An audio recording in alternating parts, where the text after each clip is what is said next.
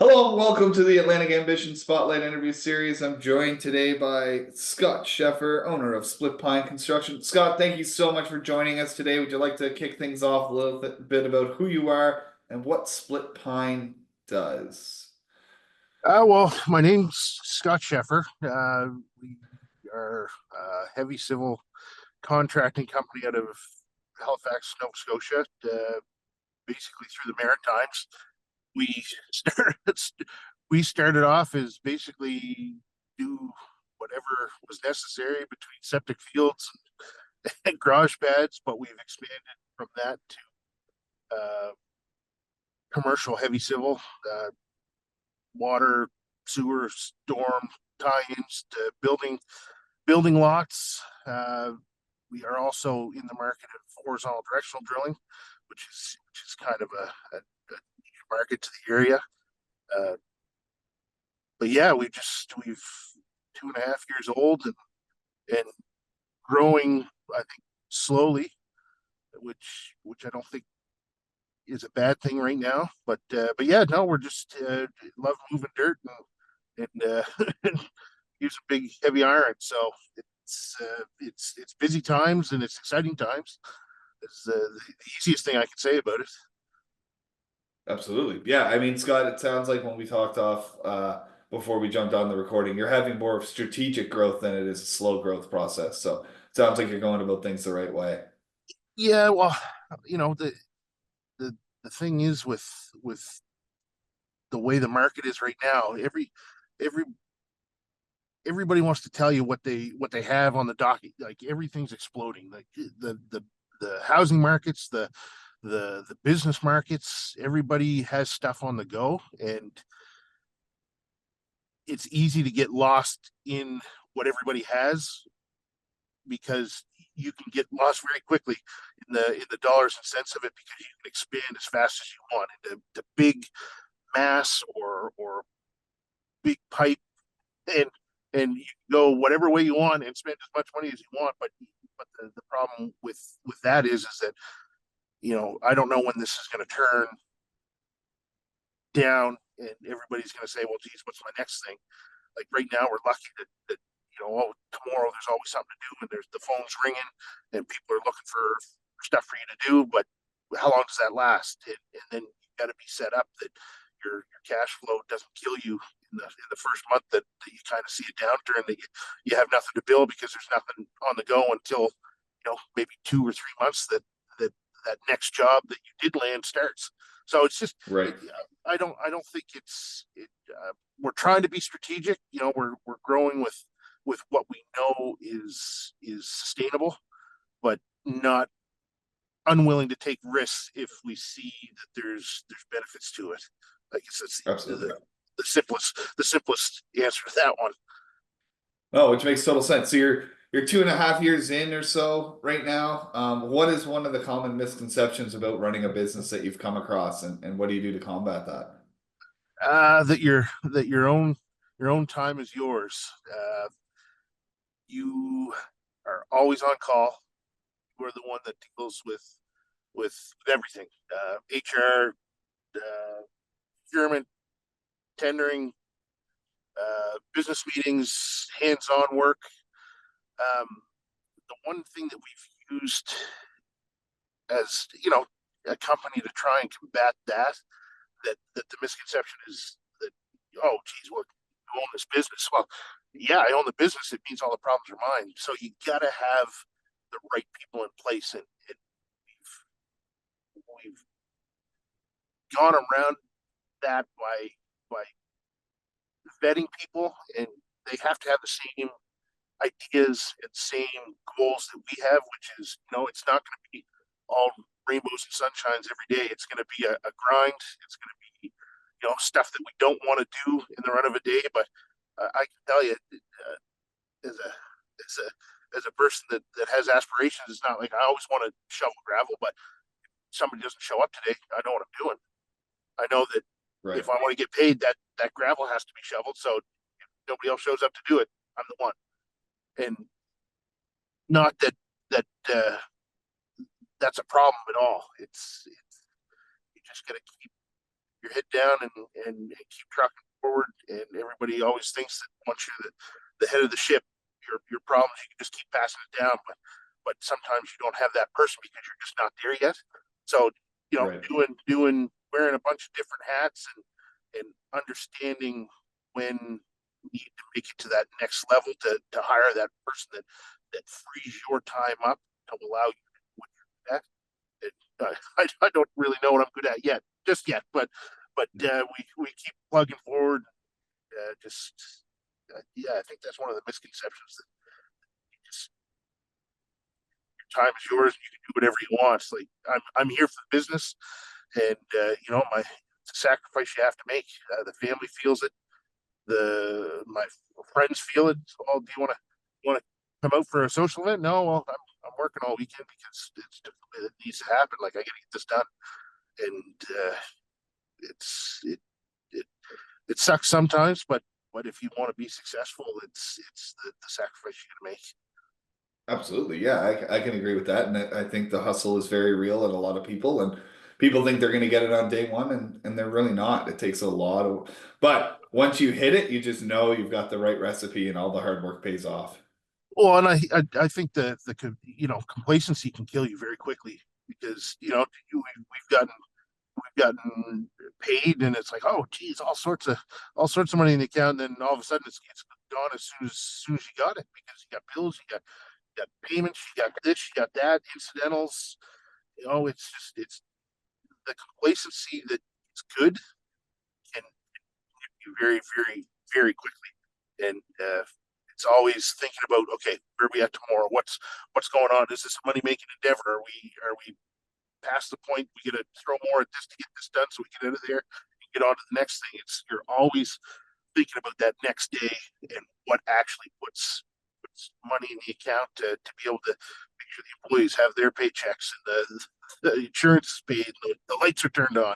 It's never I don't 2.5 years, we've had some very good days, but you're always in the back of your head. You just gotta keep wondering, okay, well, what happens when things turn down? And not that and I've been told by lots of people, oh, this is gonna keep going for 3 to 7 to 10 years. Who knows? It can all change Right. tomorrow. Uh, so it's as long as you keep that in the back of your head, you just keep planning for a rainy day, but keep make hay while the sun shines. It's a great term because literally when you have the ability to go to work and make money at it, you got to be doing it. And to sit back and oh well, we have tomorrow. Well, yeah, you probably do, but I think it's a bad mentality to sit back and say that there's tomorrow because that might not be the case. And I'd rather be prepared for that than thinking there's tomorrow and then not have it.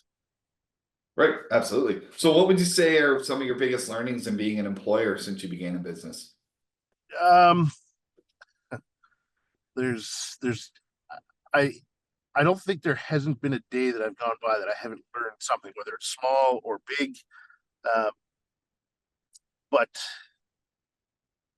finding the right people, like you can, as I said before, you can grow as fast as you want right now, but having the right people in place to make sure that they're taking care of your best interests, which are to make a dollar, to survive, to create a product and a brand that people want to come back to, and hiring the right people rather quality rather than quantity. I we Right. we've run the roads doing the job of three people each, making stuff happen, knowing that we could go out and hire somebody, but are they gonna make our life easier? But probably not. So it's easier just to do it yourself. But keeping your ear to the ground, finding that person that fits that next skill set that you need, whether it's a labor operator, project manager, estimator, business development. Like there's things that I'm good at, and there are things that I'm not good at. And some of the things that I'm not good at, I'm in charge of.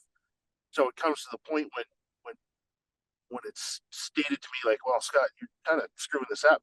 Okay, well now I got to have a hard look and say, okay, this is the time that we need to replace or not even replace me with this next person that can take that Right. piece of the puzzle and run with it, build it as their own, and know that at that point you have a trusted, knowledgeable, worthy person that's going to help build this brand because they believe in it, you believe in it, and everybody's doing the same thing to create.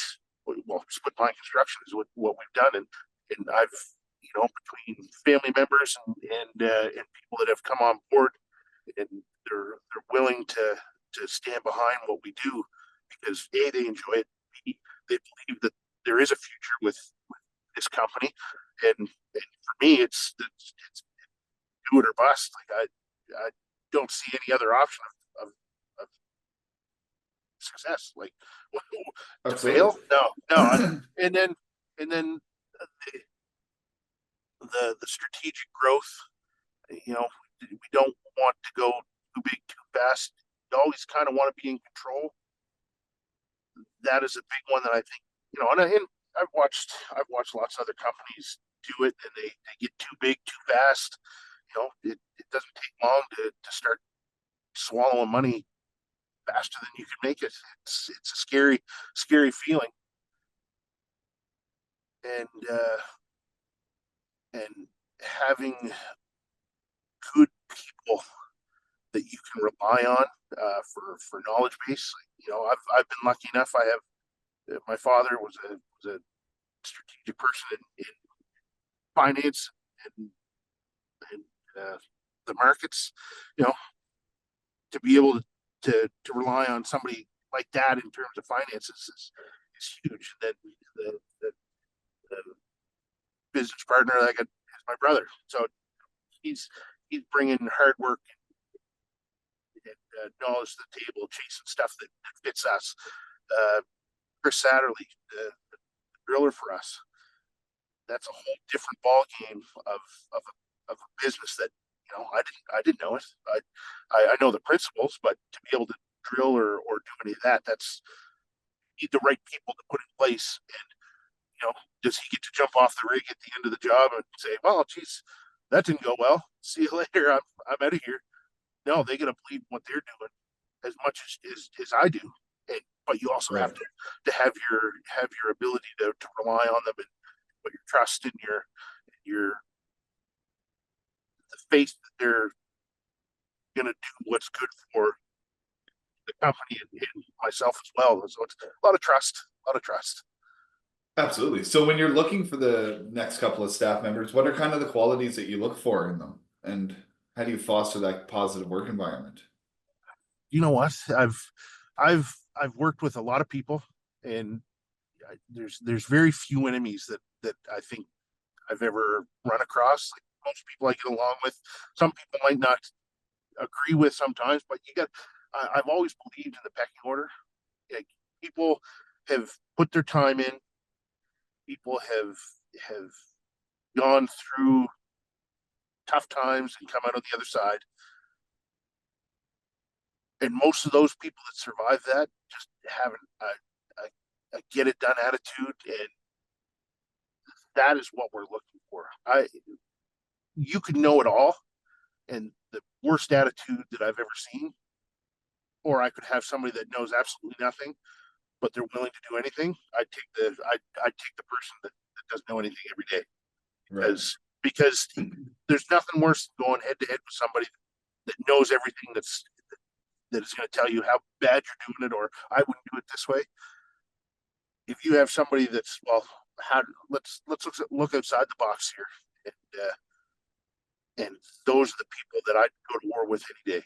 And I think that's what we've built so far. Is that those people are yeah, they get to do the one job that they've been hired for, but they also will do the three other jobs that weren't really expected of them, but they know that it has to happen to do what we're doing. Right. And one one one guy that I the, having a good go around, a guy with the name of Jim McLean, said, "You don't think I got these gray hairs by doing nothing, did you?" And I laugh every time you run into a problem, because it's inexperience, and that's what you trade off to these people that have great attitudes. Is that your experience? You can train these guys to be a step ahead of where you were at that point. Right. And that's what you're trying to build. They come in operating at a 30% or a 20% because they just don't, and it's nothing against them. It's just they don't know anything. And it's your job to teach these guys to operate at I'd love to say that we operate at 100% efficiency, but let's say 90%. And it's your job to get them to that and feed what they're doing and why they're doing it. Well, this is stupid. Why are we doing this? Well, this is why. Oh, geez, I never thought of it like that. Well, yeah, well, haven't seen what we've seen. I'm learning stuff every day, so I can't even say that I know most things because I don't. And that's the beauty of this construction. Why I love it so much is that every day's the same, but it's never the same. You're always coming up to Right. new problems, and it's one of the things that I've told people. We've had some interesting times where things have gone wrong. But it's not everybody has those same problems because they're going to mess something up or something's going to go wrong, something's going to fall apart, something's going to blow up, something's going to just go wrong. And it's not how you sit there and bitch and complain about how it's going wrong. It's how you respond and how you get it cleaned up and keep moving on. That's the success plan. The, the key to success, I believe. That's that. Absolutely. I think we're passing that on, and that's what we're looking for. And that next person is, do you have that same attitude that we have? Because if you don't, and we have to fight you to get something done because I don't want to do that or that's not what I'm here for. Well, you're creating more problems than you are solutions. So we can just go separate ways now. Like you've proven that you don't want to learn or even just the ability to change on the fly, which I think this industry is just built on that. Like, everything's the same, but it's never the same. It's six Right. inches of gravel, 6 inches of gravel across the whole thing. Yeah, it's the same, but how you do it is never the same because you have obstacles, you have things that are in your way, you have other trades, you have, and all you're trying to do is just get that 6 inches of gravel down. But the easiest way to do it would be the most profitable, but we know that never exists in this business. There's always problems. How do you pass that, get done the job as possible? Yeah, we refer to it as failing forward fast with Action Coach, where you're not going to learn anything by winning the first time. You learn more through mistakes and learning from those mistakes and being able to look at it from a different angle every time saves you money in the long run, Oh, which is huge. exactly. And having that open mind to just step back and take a look. It people and you know what? I love the energy when somebody says, "Well, I'm just diving into this and I'll get it done." Perfect, great, A1. But Yeah, when they start seeing, oh, geez, this isn't going as well as I thought. Okay, well, take a step back. Take a step back and tell me what you see. And oh, geez, well, I never saw that part. Well, yeah, because you were so focused on the one thing instead of seeing the big picture. It's all about the big picture, not the front of your face. absolutely. So, what would you say you're attributing all your growth to that you're currently experiencing? I think I'm not going to say it's knowledge because I don't think we're that much different than anybody else is trying to do the same thing. It's willingness to take on stuff that other people might not want, or the hard stuff that is ugly and greasy. It's we don't we as a company don't mind getting dirty, and the projects that we like to take on are the ones that are the ugliest and the dirtiest because that's where we feel we shine. Okay, But the growth part, I, I think it's again it goes with that strategic leveling up. Is you don't want to dive into something that you can't handle, but you're not unwilling to take the risk if you see growth on the other end. Like absolutely. we've looked at a few things that are kind of in the same realm as what we're doing, but different. But is it something that we can manage right now? Maybe not. take a look. But you can't just dive in and say, well, we're going to do this now.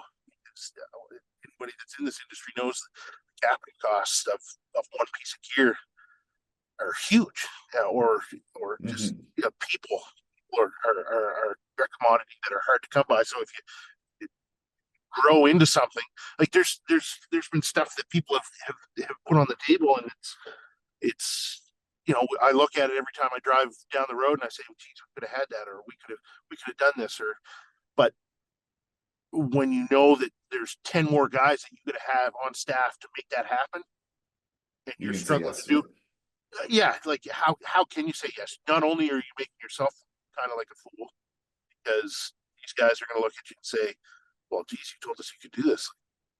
Why aren't you here? Well, excuses only go so far. Well, geez, I didn't think it was going to go like this, or whatever. And then you just don't get the call back. So, and it's one of the lessons that I've learned is knowing when to say no is just as good as when to say yes. Absolutely. So Absolutely. it's it's and as somebody that you don't know what tomorrow brings, you always want that workload, but sometimes the scheduling doesn't work. That, well, they need it now, you can't provide now, so you have to say no. Or yeah, Right. we'll look at the next thing. We'll keep us on your docket, but if you burn them the first time, and they got they got a bunch of stuff on the go that they have their plans for, and you're holding that up. Are you good at what you do? Probably not. Like you can make yourself look very bad trying to grow and get into stuff that you're just not ready for. Yeah, and there can be some strategic alliances that are made where you're like, hey, in 2025, let's sit down in January and go over what your plans are for the year, and I can earmark teams for certain jobs for you, and then I can take that off your plate. So, Exactly, and that was kind of the same thing with the drilling. Like we did, we didn't expect to be in the direction of drilling, and it's turned into a very interesting business venture. There's the good and the bad, but it can be a lead up into other stuff. But we never planned. That was a 2 year when Chris came aboard. It was like, well, we won't look at a drill for 2 years. But then the opportunity came up. It was like, well, Chris, how do you feel about this? And Chris was stoked. The opportunity to kind of be back on the seat under his own. specialization. Yeah, well, under his own ship. Really, it was Chris. I'm not a driller. You're a driller. Can you make this work? Oh yeah, not a problem. So we jumped into it 2 years faster because it was a smart business decision, because the gear geared up to do what we do now. Couldn't have done it for what what we what we got it for, and that was a scary moment. It's like, okay, well, even in 2 years, can we afford to do that? No, probably not. So what's the best way to do this? And that was one of those moments. It's like, well, if you think you can make it work, let's do it. And that's what happened. And we've grown, and it's a integral part of the business now. And yeah, I would never look back. That's awesome. At no So, point did I think I was going to be a directional driller in the business of directional drilling. But it's something that can grow tomorrow. But again, like you just don't run out and say, well, we need this, we need that. There's got to be reason behind it. absolutely. Yeah, educated risks are the right types of risks to take. So that makes sense. So let's kind of touch on time. Um, you talked about how your time is never yours. What's some of the strategies you use to try to find some personal time with the demands of running a 24/7 operation? Uh, you've others. Well, I've relied on I've relied on Chris a lot, and he's basically, Scott, I got this. Go on your vacation. Go do the thing with your kids that you've been talking about for a month now, and you keep not doing. Like, we got it here, and having those people in place that you can trust and rely on, and know that nothing's gonna fall apart and be on fire when you get back. that is huge, and making the mental decision to just go do it. Like, you know, yeah, I've had the argument. Well, Scott, are you a workaholic, or what do you do? I don't think I am. I like working, and I like enjoying.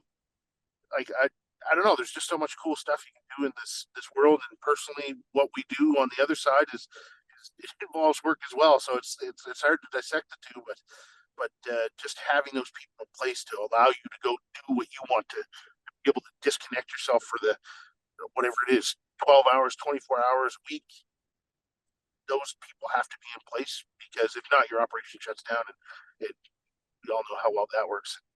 It doesn't. Absolutely. So it has to keep running. Those people have to be in place, but you also have to make the mental decision to just step back and be able to disconnect, and that's a little bit harder. But yeah, it's right now, like the first 5 years is kind of your most. Well, I think that's a statistic. I'll read this right off a cereal box or something, but it's the first 5 years you have most businesses will fail, Yeah. bankrupt, or make a bad decision, or something.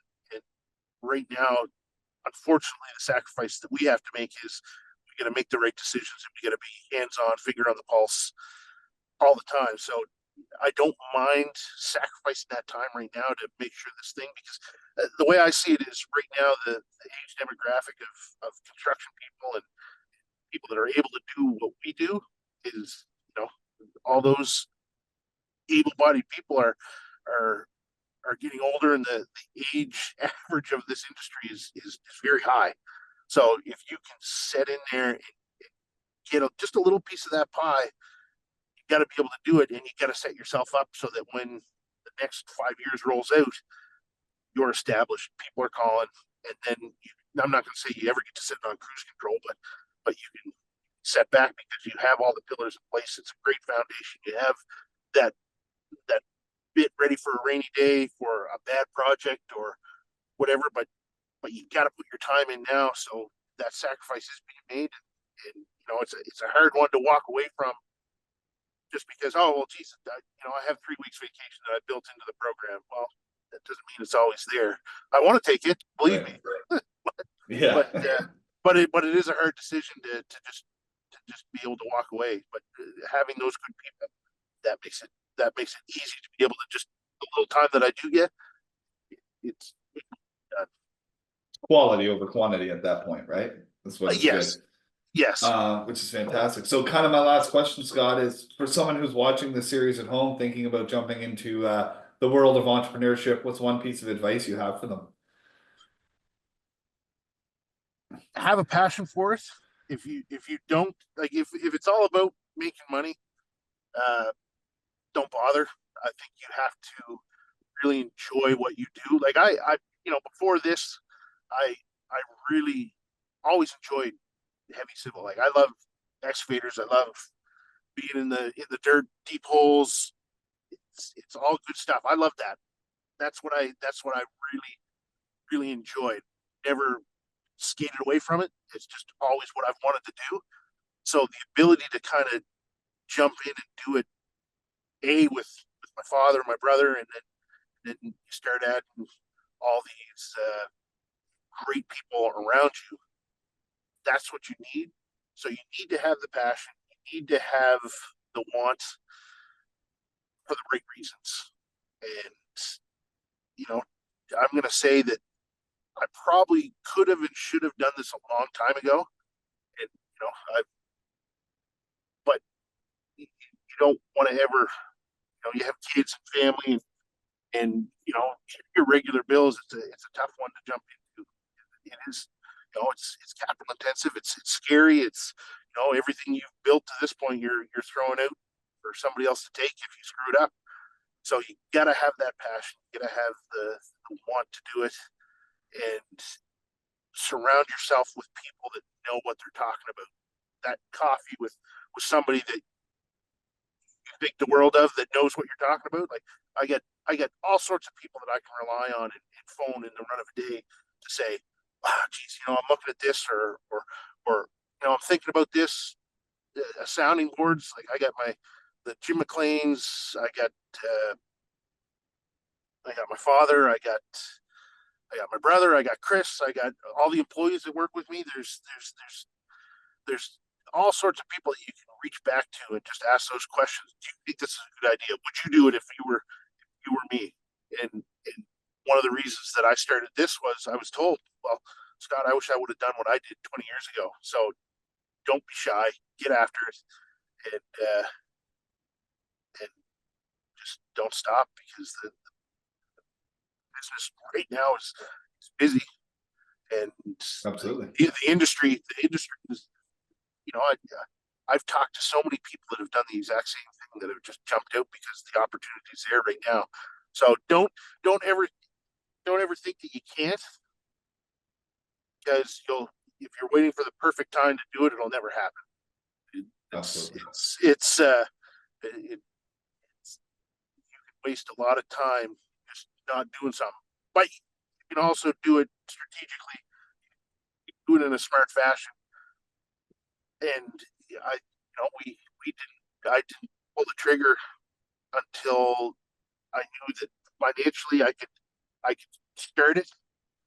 I had some business in the pipeline that I could go to, and yeah, it's just I don't think there's a self help book on this one. It's just you just gotta enjoy it. You gotta know it. You gotta